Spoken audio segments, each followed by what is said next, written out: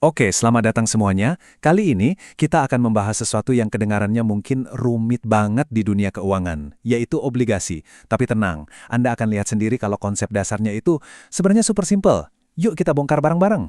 Coba deh ingat-ingat, pernah nggak sih Anda minjemin uang ke teman, terus biar sama-sama ingat, teman Anda nulis di secari kertas, gue utang sekian. Nah, surat utang sederhana atau IOU itu pada dasarnya adalah inti dari cara kerja obligasi. Sesederhana itu. Jadi, apa itu obligasi? Gampangnya, ini adalah surat utang versi resmi yang bisa diperjualbelikan.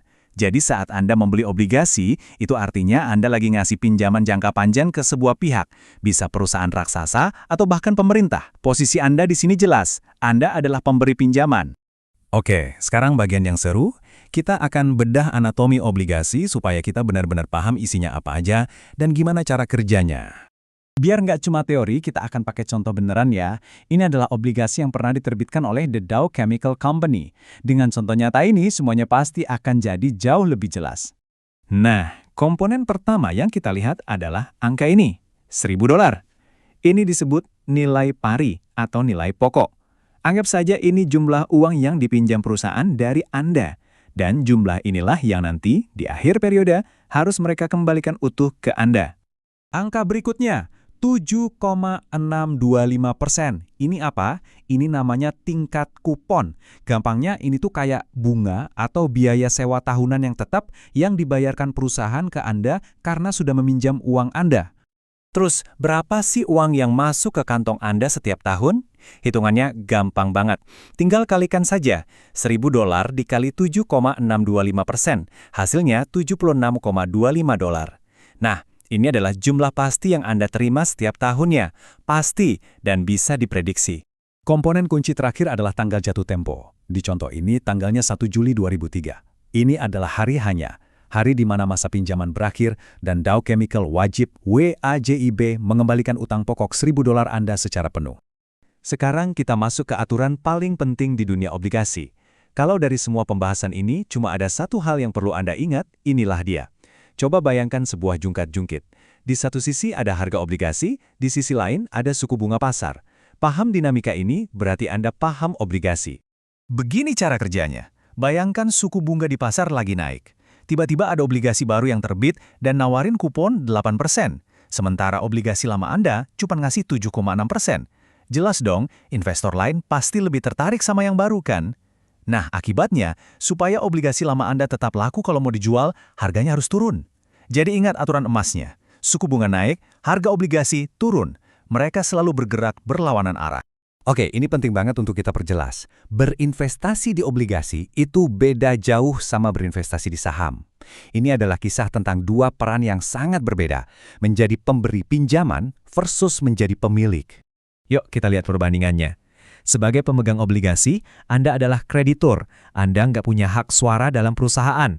Tapi enaknya, Anda dapat pembayaran bunga yang tetap dan wajib dibayar. Dan yang terpenting, kalau perusahaannya bangkrut, Anda yang dibayar duluan. Sebaliknya, kalau punya saham, Anda itu pemilik. Punya hak suara, tapi dividennya tidak dijamin. Dan risikonya kalau perusahaan bangkrut, Anda dibayar paling akhir. Itu pun kalau masih ada sisa. Oke, setelah tahu semua itu mungkin Anda bertanya, jadi buat apa repot-repot beli obligasi? Nah, sekarang kita bahas kenapa instrumen ini punya peran yang sangat praktis dan penting dalam sebuah portofolio investasi. Eits, jangan salah, obligasi juga ada risikonya. Pertama, risiko suku bunga, si efek jungkat-jungkit yang tadi kita bahas. Kedua, risiko gagal bayar, yaitu kemungkinan penerbitnya nggak bisa bayar utang. Lalu ada risiko inflasi, di mana imbal hasil Anda bisa kegerus kenaikan harga-harga. Dan terakhir, risiko panggilan, yaitu saat penerbit melunasi obligasi lebih awal sehingga aliran bunga untuk Anda jadi berhenti. Sekarang, kita bicara soal imbal hasil. Kalau kita lihat data historis selama 50 tahun, saham itu ngasih imbal hasil tahunan rata-rata 9,91%, sementara obligasi 6,58%. Ya, memang saham kelihatan menawarkan potensi pertumbuhan yang lebih tinggi, tapi itu baru setengah dari ceritanya. Kalau saham pertumbuhannya lebih tinggi, lalu kenapa pilih obligasi? Jawabannya ada di kutipan ini, dan ini ngena banget. Obligasi menambahkan elemen stabilitas ke dalam portofolio. Nah, stabilitas itu kata kuncinya. Jadi, mari kita rangkum 3 alasan utamanya.